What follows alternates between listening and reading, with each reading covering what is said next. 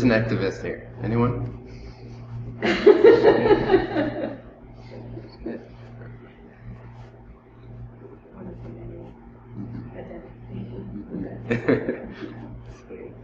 you say what you mean by that?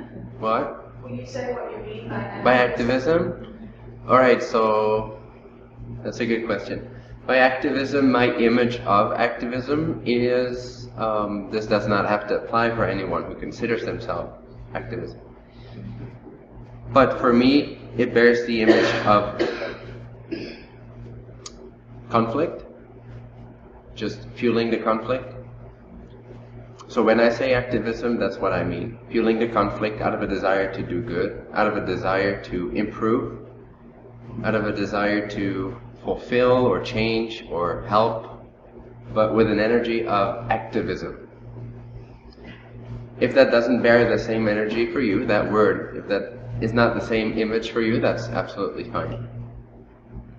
So when I say activism, that's what I mean. Sort of like, you know, when you see a traditional activist that may not be conscious of themselves as much in the process of being an activist, it usually bears with it anger, frustration, disagreement, which is fine, or non-acceptance, not having that sort of base feel of acceptance to go with the change-making aspect of ourselves.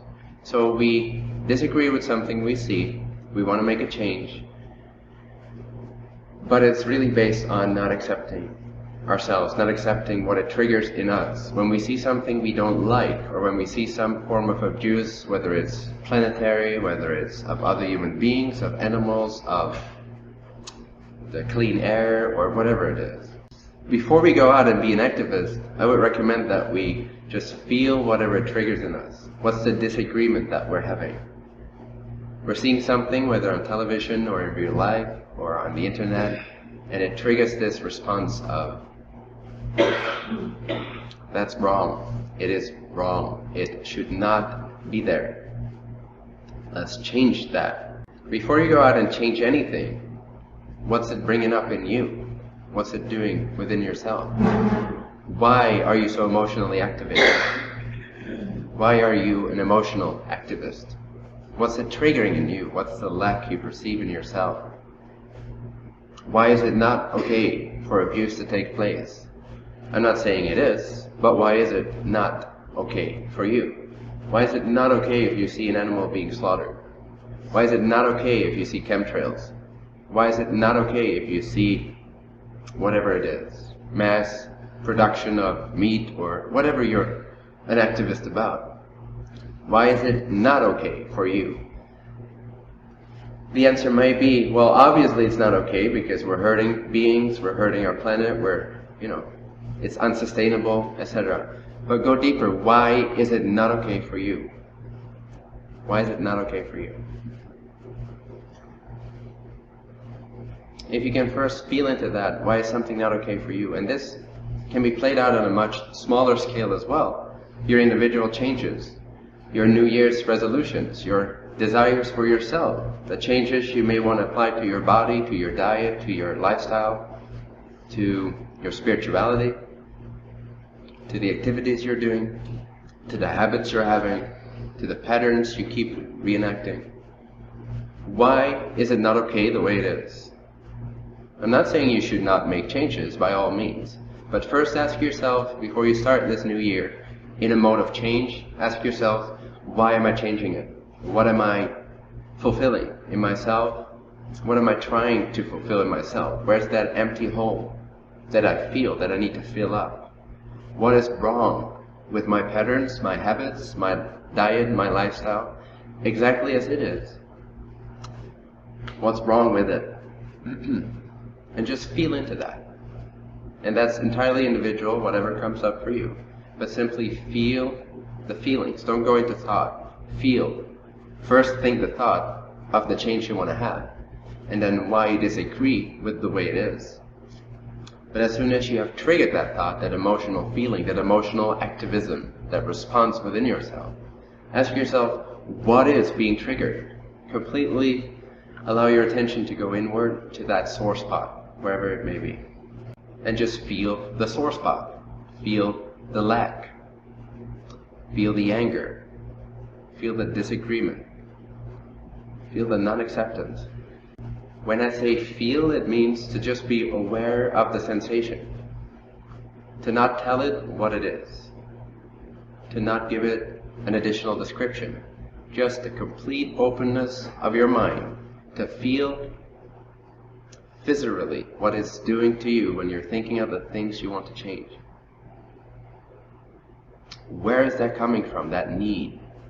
Feel that hole, try to locate it, if you will. Bring awareness into it. What do you not agree with about yourself? This year, this past year, what have you not agreed with in your present state? What do you not agree with? What do you not like about yourself? What do you hate about yourself, maybe even? What can't you stand about yourself? What is in most desperate need for change? If not about yourself, maybe about your life, about your circumstances, maybe about other people. What can't you stand about other people? About your family, maybe, your partner, your kids, your parents? Or what can't you stand that you see on television? Or what can't you stand about me, or spiritual ideas, or teachers? Can everybody come up with at least one thing for themselves that they dislike? So everybody has at least something to work with? Or are we all in complete acceptance? If you say yes, I accept that answer. I won't doubt it. Might very well be so. Maybe you want more acceptance. Maybe you don't accept your lack of acceptance. Maybe you hate the fact that you can't accept certain things. Whatever gets you agitated, self-judgmental or other judgmental, which is still the same. If there's anything outside of yourself that you don't agree with, then see what it's doing to you. Make this your priority in your relationship to the world you're living in the relationship to the people you're living with. Make it your priority to ask yourself, what is it doing to me? Let this be the year where we stop pointing fingers, at least outward. Maybe initially point it to yourself, but then only so that that too can dissolve. It is very, very powerful in a negative sense to point fingers at other people, at the government, at society, at the way we do things, at companies. It's very, very powerful to point fingers at them. It's very powerful because it keeps you where you're at.